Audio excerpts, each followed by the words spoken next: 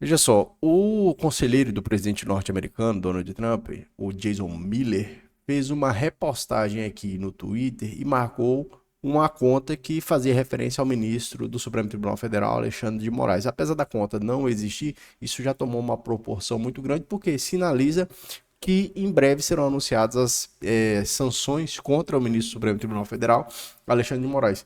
Ele reposta, né, o Jason Miller, ele reposta uma mensagem que foi postada pelo secretário de Estado norte-americano, Marco Rubio, em que anuncia que em breve viriam essas sanções.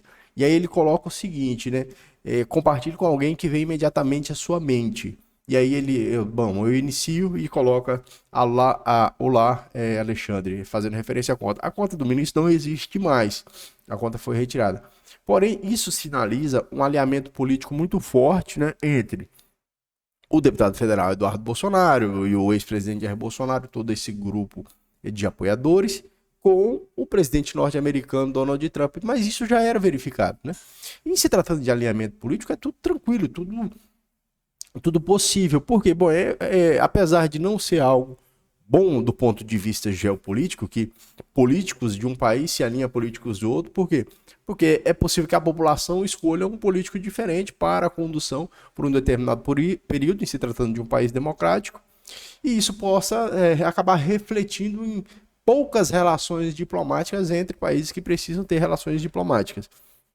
Então a gente precisa entender o seguinte, olha, existe o Estado brasileiro e existe o Estado norte-americano, Brasil e Estados Unidos da América. As relações entre os estados, elas precisam se pautar pelo direito internacional, porque ambos os países, né, têm negócios, têm comércio entre si e tem uma longa história de boa convivência.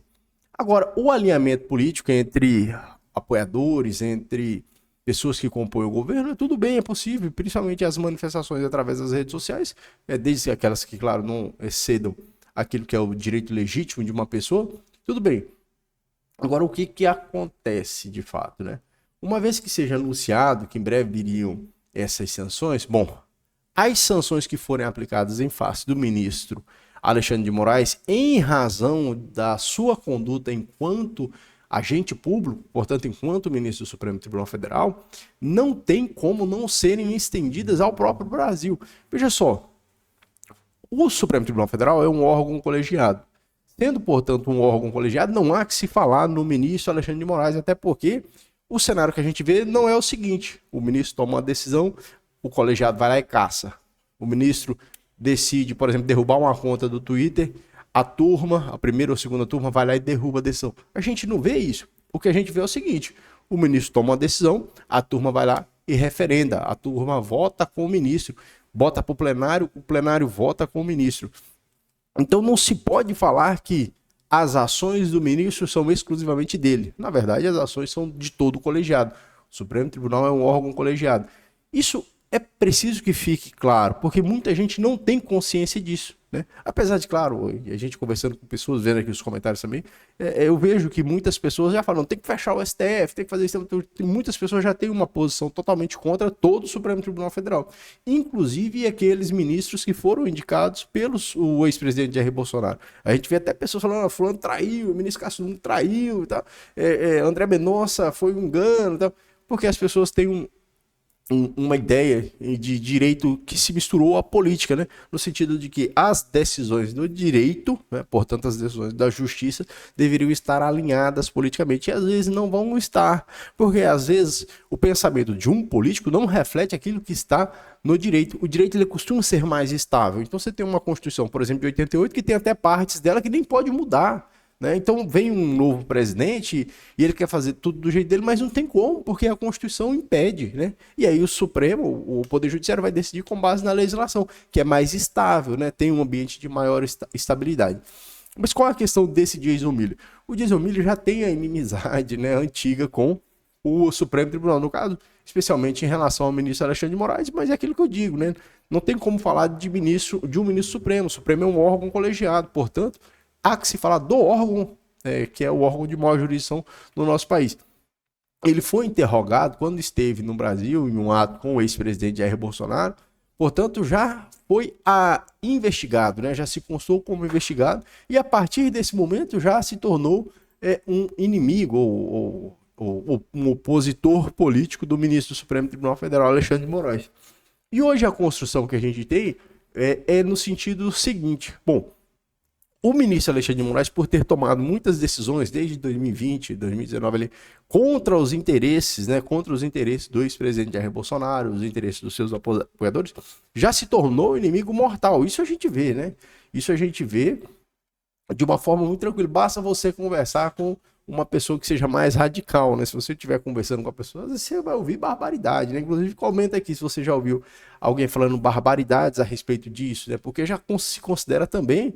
Tem gente que eu entendo que é porque talvez não tenha tido acesso à educação, não tem uma compreensão filosófica, né? Não tem uma compreensão muito humanitária.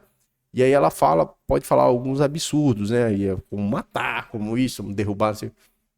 Tem gente que pode falar isso, de fato, né? E fala isso aí, porque a pessoa às vezes não compreende. Ela fala assim, eu sou de direita e a esquerda tem que morrer, por exemplo. As pessoas falam, mas é porque falta compreensão, porque na verdade a gente tem em mente o quê? Bom, condições de vida melhores para todas as pessoas, né?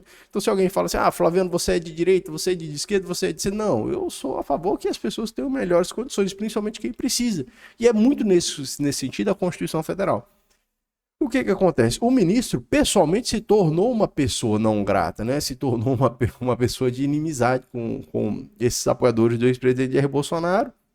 O próprio Supremo Tribunal era, né? Se a gente vê aquela postagem do deputado federal Eduardo Bolsonaro, ele mesmo já era ali talvez um opositor do Supremo Tribunal Federal, porque o Supremo Tribunal Federal tomava e toma ainda muitas decisões que são contrárias à maioria.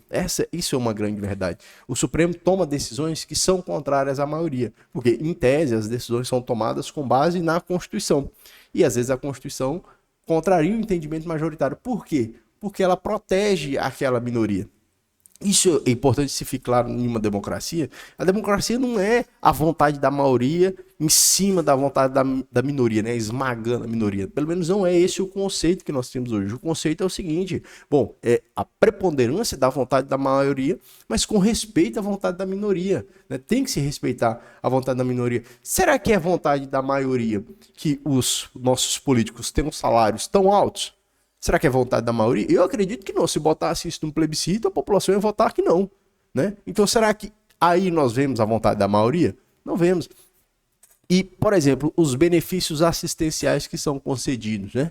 Será que é vontade da maioria? A redução do tempo de previdência social é vontade da maioria? Do tempo de contribuição para aumento, aliás, do tempo de contribuição para a aposentadoria dentro do sistema de previdência. Isso não é vontade da maioria. Eu tenho certeza que se jogasse, a maioria votaria contrária. Então, o sistema democrático, ele não é perfeito. Não é perfeito. Até porque a nossa democracia representativa é feita através das pessoas que nós escolhemos em um momento. Nós escolhemos em um momento e em um outro momento elas vão se manifestar no nosso interesse. Ou pelo menos é isso que se argumenta. Então, essa oposição que se faz ao ministro do Supremo Tribunal Federal, ela pode ser escalada a um ponto de que é o Supremo Tribunal Federal contra os apoiadores do ex-presidente Jair Bolsonaro.